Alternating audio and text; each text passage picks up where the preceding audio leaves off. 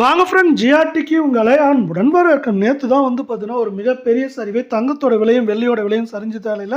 இன்றைக்கி பார்த்தீங்கன்னா தங்கத்தோட விலை கடுமையான ஏற்றத்தில் காணப்படுறதில்ல. வெள்ளியோட விலை இந்த வருடத்தோட மிகப்பெரிய உச்சத்தை ஒரே நாளில் தொட்டிருக்கு. இதற்கான காரணம் என்ன, மேலும் சரிய வாய்ப்புகள் பற்றி தெரிஞ்சுக்க நம்ம சேனலை சப்ஸ்கிரைப் பண்ணுங்கள். வீடியோ குறை ஒரு லைக் போடுங்க. வெள்ளி விலை 1 கிராம் 211 காணப்பட்டது, மேற்கொண்டு 11 ரூபாய் விலை வந்து 222 8 கிராம் 1688 காணப்பட்டது.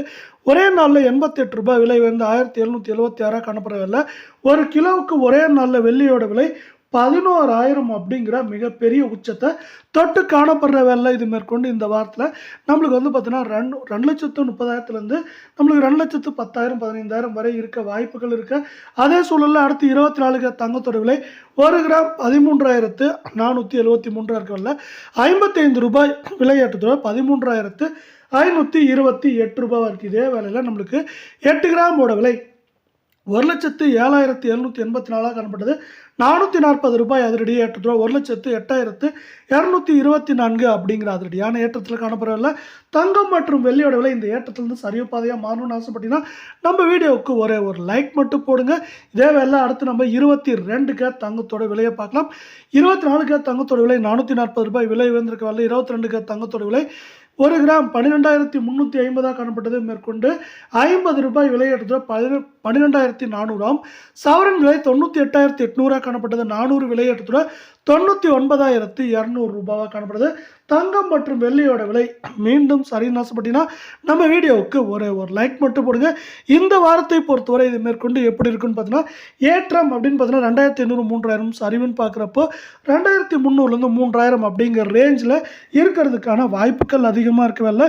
இந்த வாரத்தை மட்டும் நம்ம ஒட்டுமொத்தமாக பார்த்தோமா இந்த வாரத்தில் ஏற்றத்தின் வேகத்தையும் தாக்கத்தையும் விட சரிவின் வேகம் தாக்கம் இதுவரை அதிகமாக தான் காணப்படுது.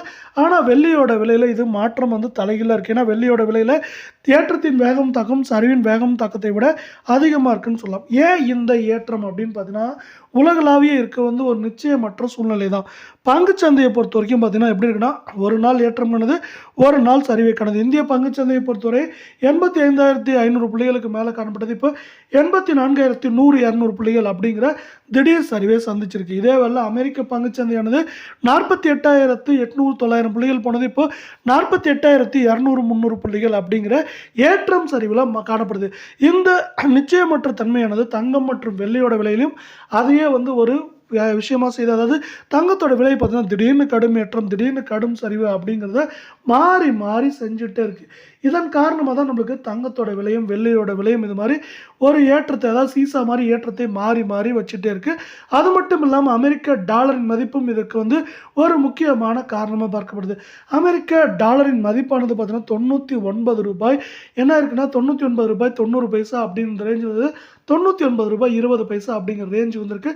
இதன் காரணமாக தங்கம் மற்றும் வெள்ளியோட விலையானது தொடர்ந்தும் கடுமையாகவும் சரியதுக்கான வாய்ப்புகளும் சூழலும் இங்கே மிக அதிகமாக காணப்படுது.